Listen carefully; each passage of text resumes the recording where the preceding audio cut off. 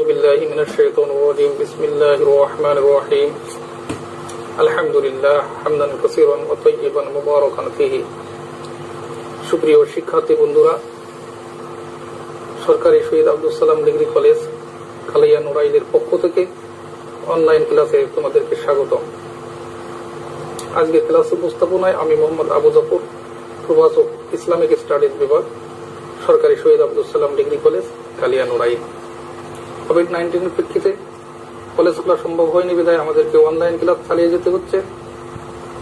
সুযোগ্য অধ্যক্ষ মহোদয়ের নির্দেশনায় আমরা এই ক্লাস পরিচালনা করছি। আজকে আমি তোমাদেরকে নিয়ে ইসলাম শিক্ষা প্রথম পত্রের একটি ক্লাস উপস্থাপন করব। তোমরা জানো, কোভিড-19 প্রেক্ষিতে একটি সংক্ষিপ্ত সিলেবাস প্রকাশিত হয়েছে, সেটা সম্পর্কে আমি তোমাদের একটু ধারণা দিই।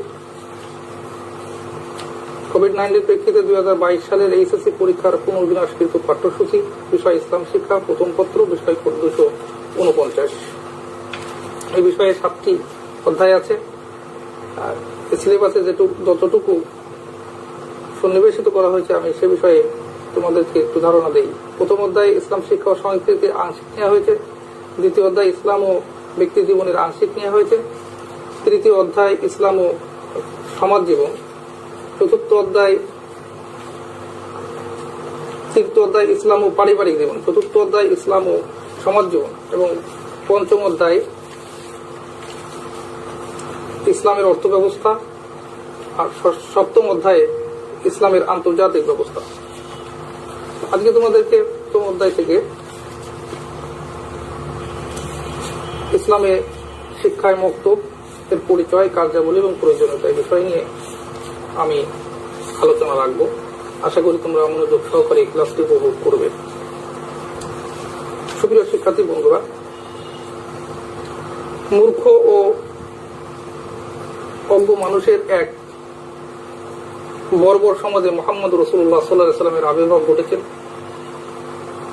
কুসংস্কারাচ্ছন্ন, নৈতিকতা বিবর্জিত, মানবিকতা বিবর্জিত এমন একটি অন্ধকার সমাজে, অশিক্ষিত সমাজে রাসূলুল্লাহ সাল্লাল্লাহু আলাইহি ওয়াসাল্লাম এসেছিলেন। সেই সমাজের মানুষকে শিক্ষার আলোয় আলোকিত করতে তিনি শিক্ষার আলোর মশাল জ্বালিয়ে দিলেন। তিনি প্রতিষ্ঠা করলেন সাফা পাহাড়ের পাদদেশে হযরত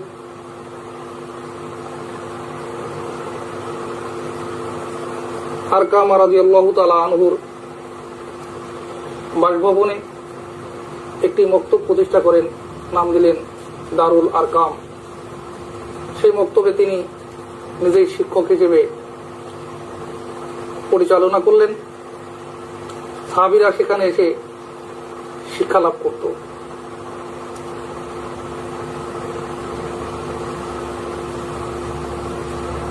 তারপর তিনি যখন মক্কা থেকে মদিনায় হিজরত করেন, তখন মসজিদে নববীতে তিনি এই মক্তবের শিক্ষা ব্যবস্থা চালু রাখলেন। সেখানেও তিনি ছাড়া অন্যান্য শিক্ষক ছিল হযরত আবু বকর, ওমর, উসমান রাদিয়াল্লাহু তাআলা আনহু, আলী রাদিয়াল্লাহু তাআলা আনহু এবং আবু হুরায়রা রাদিয়াল্লাহু তাআলা আনহু, আব্দুল্লাহ ইবনে আব্বাস রাদিয়াল্লাহু তাআলা আনহু এবং উম্মে মাকতুম সহ অনেকেই সাহাবী সেই মসজিদে নববীর শিক্ষক ছিলেন। মক্তব হচ্ছে আরবি শব্দ, এর অর্থ হচ্ছে লেখার স্থান, টেবিল, কার্যালয়, বিদ্যালয়, শিক্ষালয় ইত্যাদি। এটি হচ্ছে আনুষ্ঠানিক শিক্ষার একটি প্রাথমিক স্তর, যেখান থেকে শিশুরা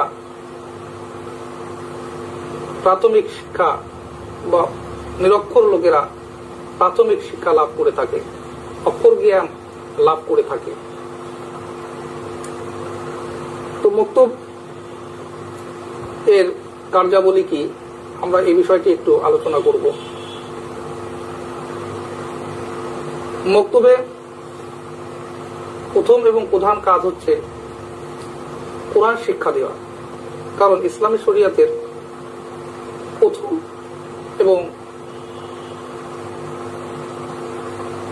অত্যাবশ্যকীয় প্রয়োজন এবং ফরজ করা হয়েছে কোরআন শিক্ষাকে। বলা হয়েছে খায়রুকুম মান তাআল্লামাল কুরআন ওয়া আল্লামাহ, যে ব্যক্তি কোরআন শিক্ষায় এবং কোরআন শেখে এবং শেখায় সেই ব্যক্তি সর্বোত্তম।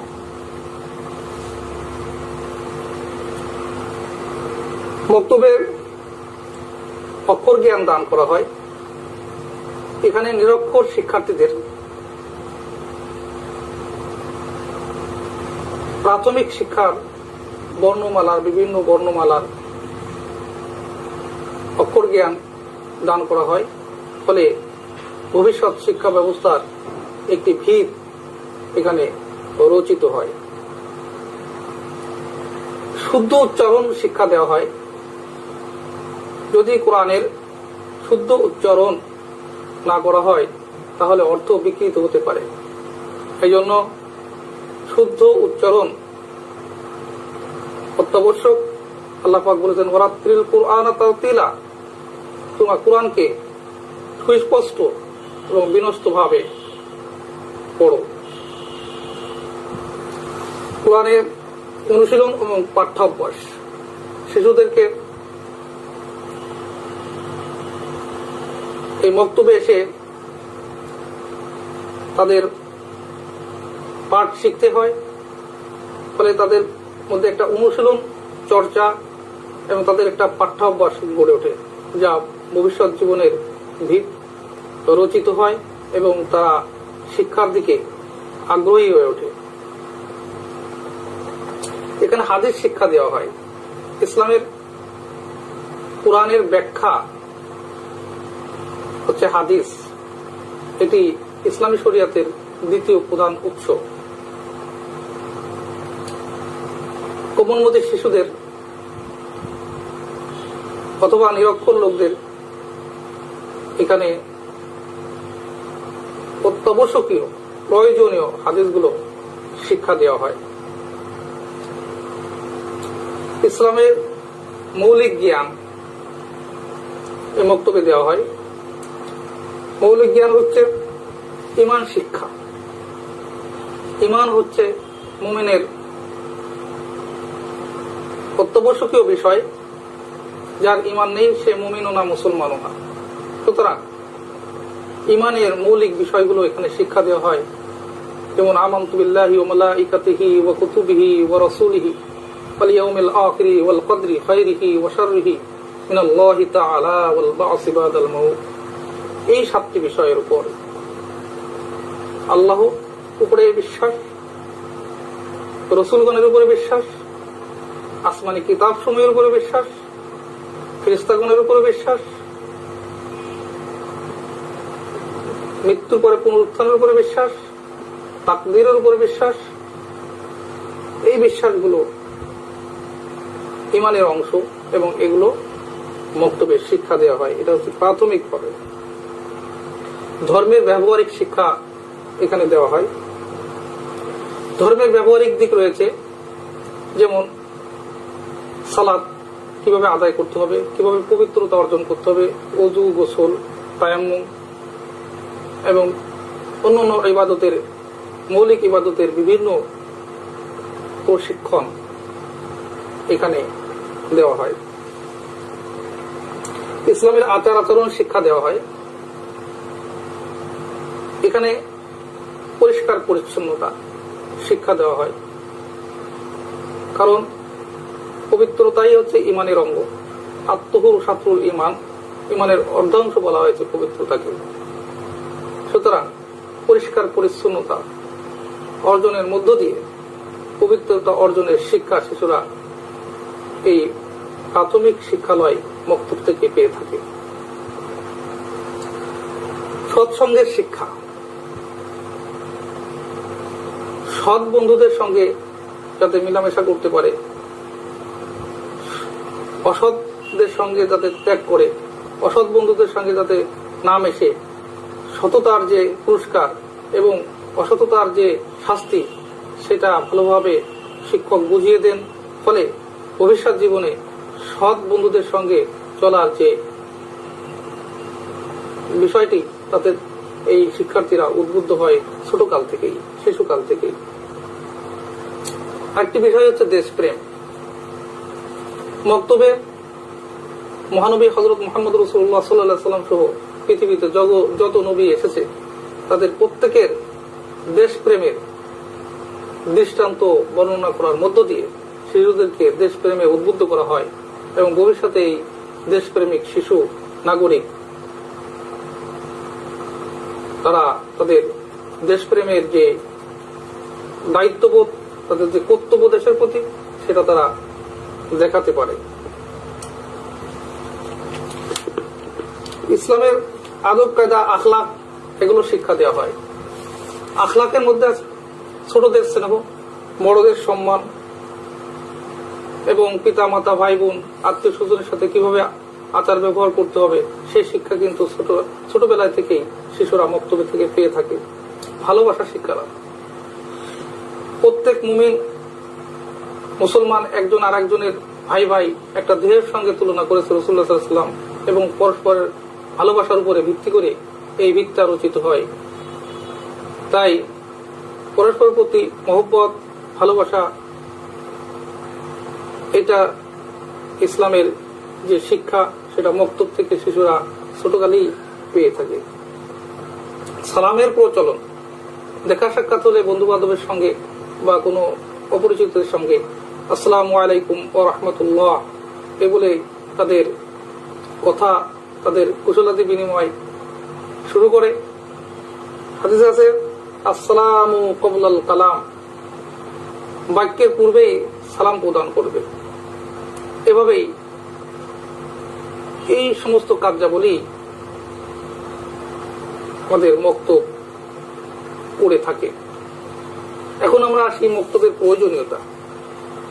মক্তব কেন প্রয়োজন? সমাজে মক্তবের প্রয়োজনীয়তা হচ্ছে শিক্ষা বিস্তার। শিক্ষা বিস্তারের জন্য মক্তবের প্রয়োজন রয়েছে। কারণ আনুষ্ঠানিক শিক্ষার পূর্বেই প্রাথমিক শিক্ষা, যেটা অক্ষর জ্ঞান,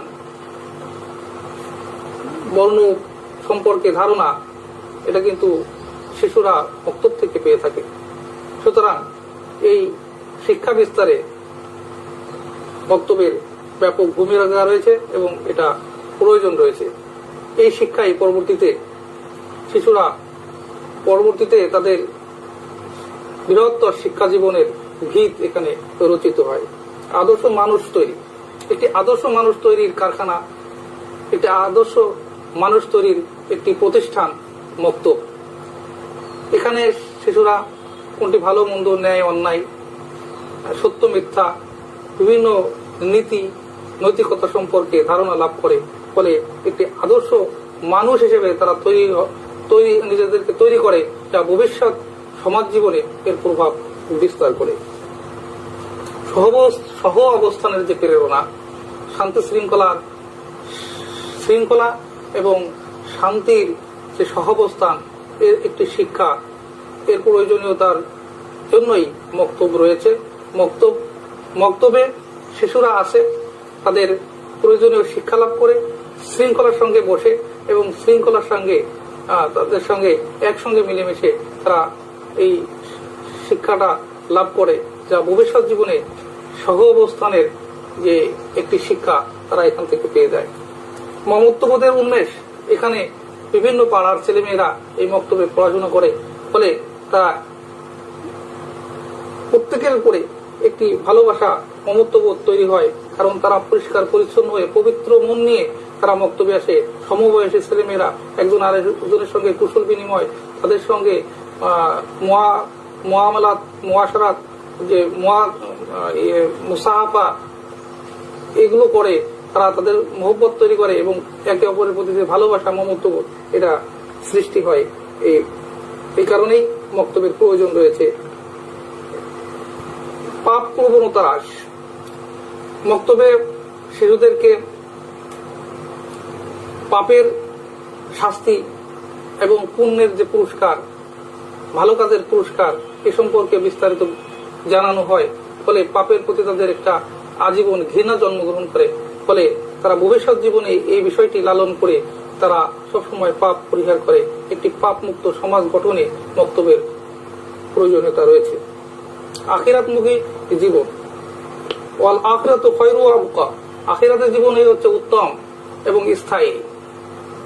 সুতরাং এই স্থায়ী জীবনের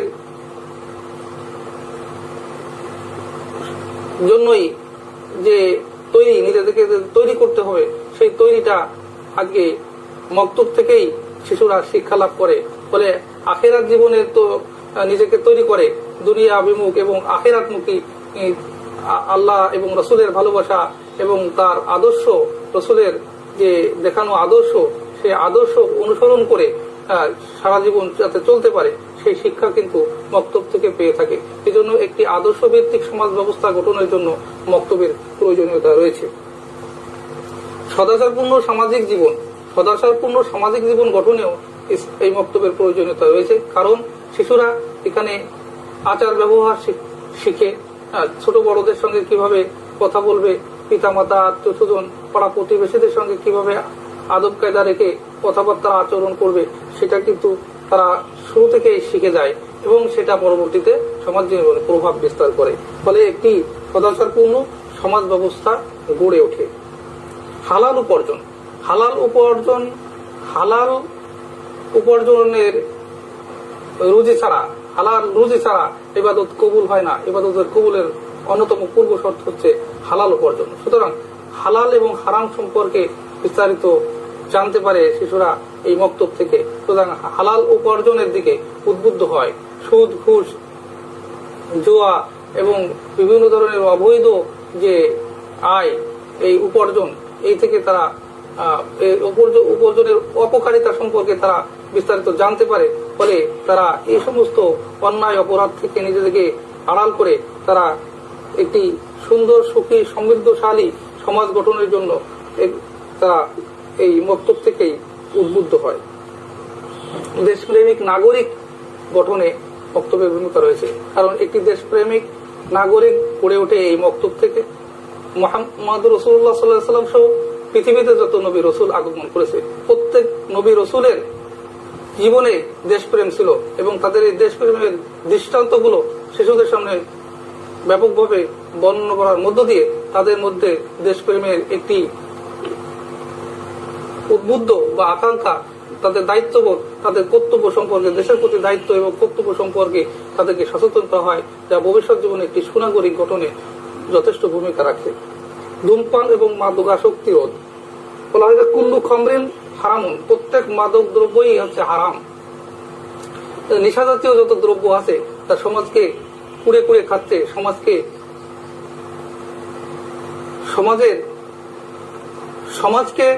যে আস্থা করে নিক্ষিপ্ত করছে এই মাদক দ্রব্য নিয়ন্ত্রণের জন্য আমাদেরকে ভূমিকা রাখতে আজকে আমরা হিমশিম খাচ্ছি। এই মাদক দ্রব্য নিয়ন্ত্রণের, মাদক দ্রব্য গ্রহণের যে অপকারিতা দেহ এবং মনে এবং সমাজের যে অপকারিতা আছে, সেগুলো শিশুরা এই মক্তব থেকে জানতে পারে। ফলে ভবিষ্যতে একটি মাদক মুক্ত এবং ধূমপান মুক্ত একটি আধুনিক ও শান্তিপূর্ণ ও সুস্থ সমাজ ব্যবস্থা গড়ে ওঠে। সুতরাং এই সমস্ত বিষয়ের জন্যই আজকে মক্তবের গুরুত্ব এবং প্রয়োজনীয়তা রয়েছে। তো বন্ধুরা, আজকের মতোই আমাদের এই ক্লাস এখানেই সমাপ্ত করছি। আগামী দিনের আলোচনার অপেক্ষায় এবং আগামী ক্লাসে আমরা আরো আলোচনা করব। এখানেই এ পর্যন্তই। তোমরা সকলে ভালো থাকো। আসসালামু আলাইকুম ওয়া রাহমাতুল্লাহি ওয়া বারাকাতুহু।